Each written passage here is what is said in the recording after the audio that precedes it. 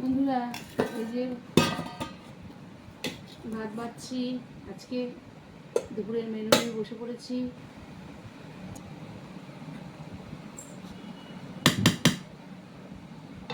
মেয়ের ভাত দিয়েছি।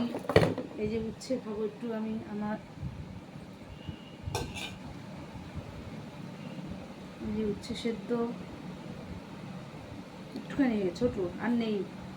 আর হচ্ছে এই যে গাঠি দিয়ে আলু দিয়ে এই যে চিংড়ি মাছ, এই চিংড়ি মাছ, এই যে গাঠি আলু দিয়ে চিংড়ি মাছ করে কষা কষা করে করেছি।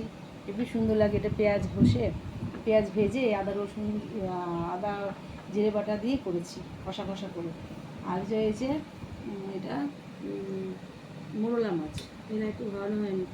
মোরলা মাছ আলু দিয়ে বেগুন দিয়ে, এই যে আলু দিয়ে বেগুন দিয়ে এই মোরলা মাছ করেছি, মোরলা মাছের ঝোল।